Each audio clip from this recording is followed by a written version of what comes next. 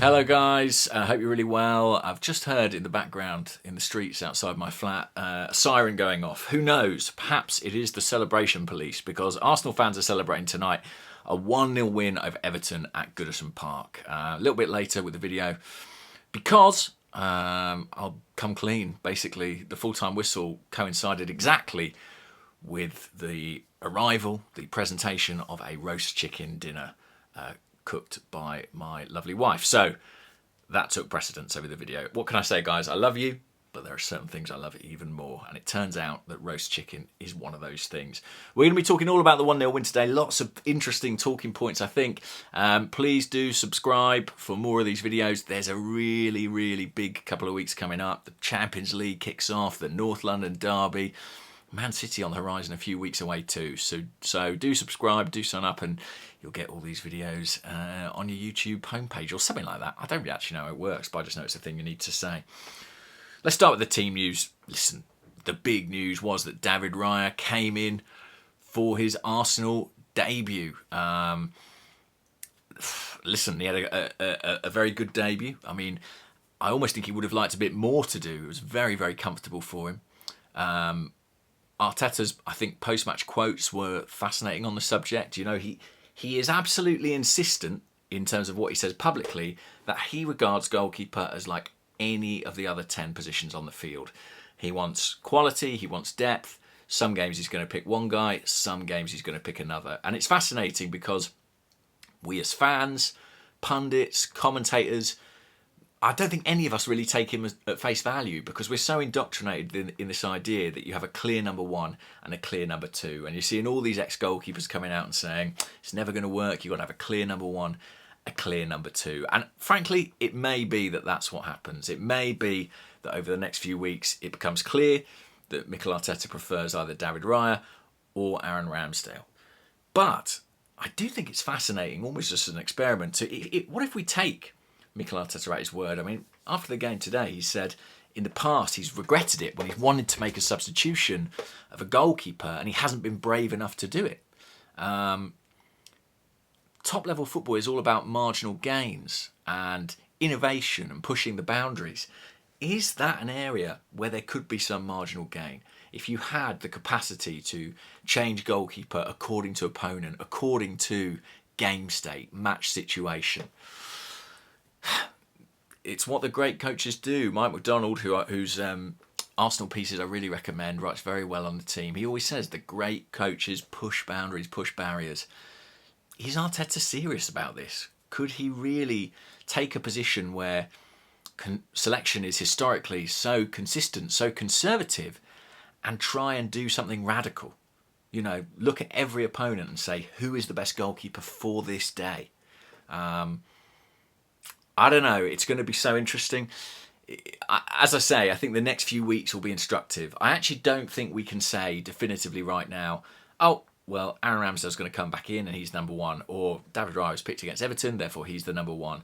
I don't think that kind of clarity exists. I don't think Arteta has that clarity, and I certainly don't think the players have been given that kind of clarity at this point in time.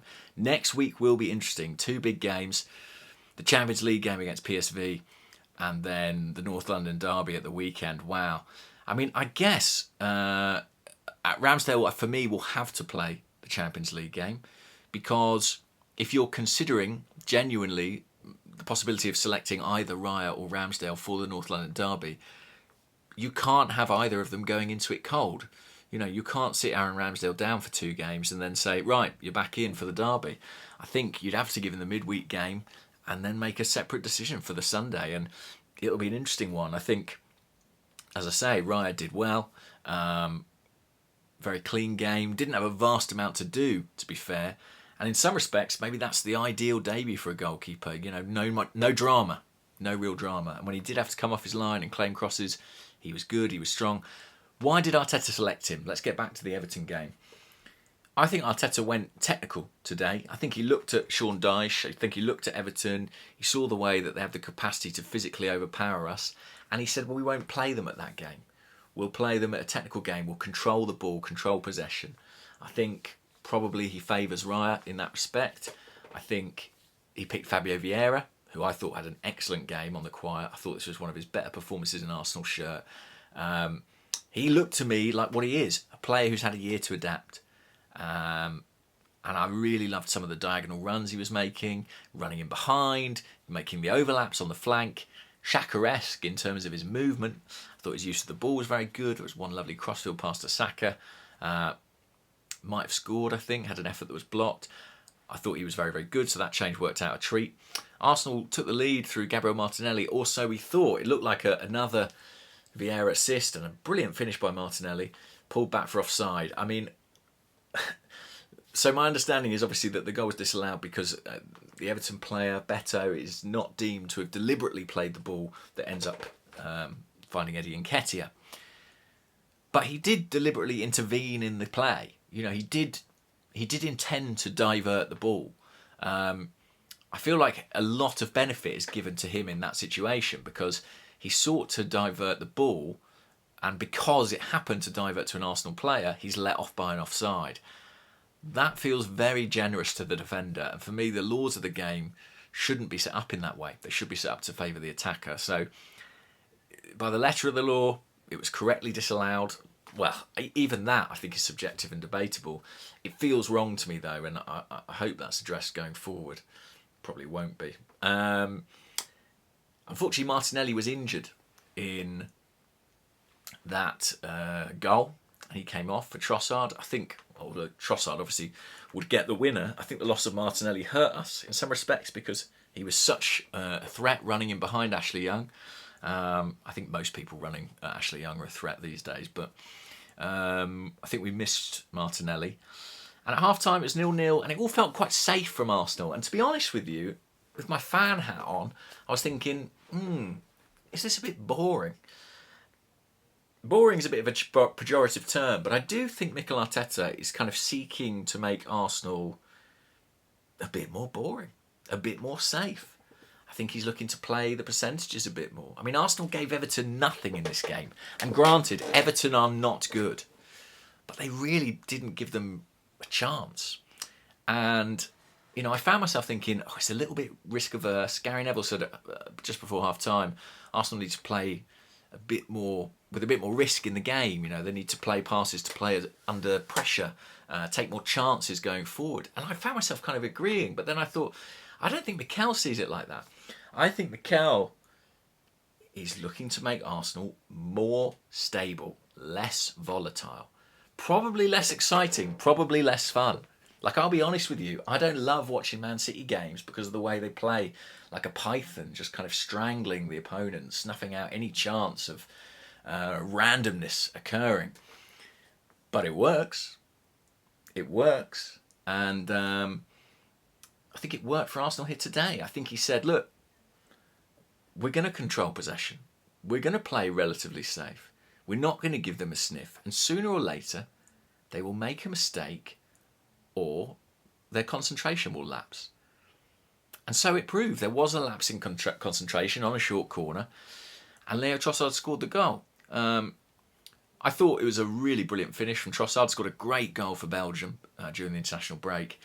A lot of people have been asking me, when are we going to see Trossard? When are we going to see Trossard? Well, we're going to see him plenty because he showed what he could do with the finish today. And also Martinelli's got an injury now. So I'd say he's pretty likely to start on Wednesday against PSV.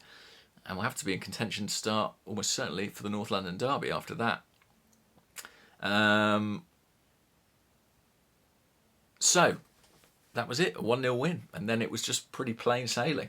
I mean, I think we did show a bit more ambition in the second half. You know, we saw the first thing that happened as soon as the half kicked off. Zinchenko making the overlap. I think we looked to find Odegaard a little bit more, even if he was being marked or double marked. But by and large, we played it safe. And that was enough. It was probably a lot less entertaining for the neutral than our 1-0 defeat in this fixture last season. But it's a lot better result. And so Mikel Arteta will feel absolutely justified. It's going to be interesting when we come up against Spurs in a week's time because I think they are a team who are in form. They've got that momentum, but there is still that chaotic element to them. Whereas Arsenal, to me, have evolved, are in the process of evolving from something quite puppyish, something quite chaotic into that python, that constrictor. I spoke about going with a technical game. There was physical dimension required at times, but Arsenal have that too now. Saliba and Gabriel marshalled Beto, and then Calvert-Lewin when he came on. When the ball does break in midfield, Declan Rice is there, soaking up possession, soaking up pressure, much like Rice soaks up water from a phone. And yeah, so a great result. Good start to the season, continues. We keep pace with the boys at the top, likes of City and Brighton, who, wow, they just look fantastic. And credit to De Zerbi, he's been rotating his goalkeeper since the start of the season. I think they're pretty much equal in terms of the games they've played. So Arteta's not alone in potentially taking that route. As I say, I think we'll find out a lot more about the goalkeeping situation over the coming weeks. Obviously, who Pitt plays in the derby is a big thing. And then the City game is a few weeks after that. In between, it might chop and change. There's cup games, Champions League, Carabao Cup. But I think by the end of the month, or certainly the start of next month, we might have a bit more clarity.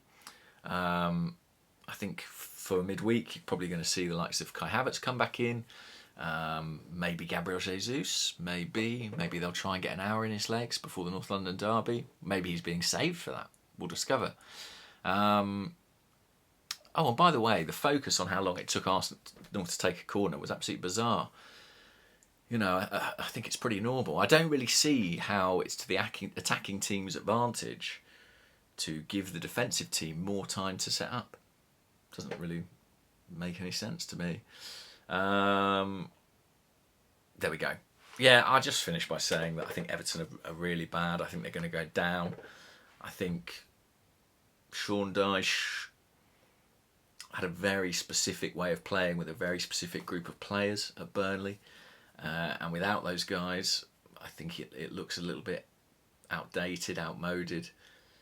I basically don't think the group he's got at Everton is as good. They look like they're really going to struggle. But yeah, good 3 points for Arsenal. Subscribe, like, comment, do whatever you like. Listen to this, I'm going on holiday, right? Months ago, my wife was like, do you want to go away a week in September to Turkey? I was like, yeah, sure, lovely. And then as the fixture list creeps closer, I was like, ooh,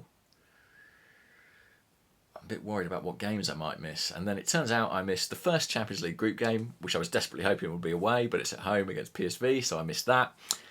And then I missed the North London derby at the weekend. And I think I'll literally be on a plane during the Carabao Cup game against Brentford the week after.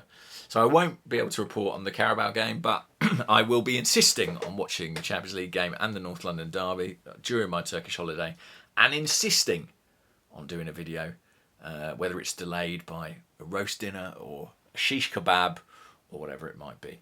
Let's leave it there, guys. Thanks for watching. I'll speak to you all soon. Have a great week. Bye-bye.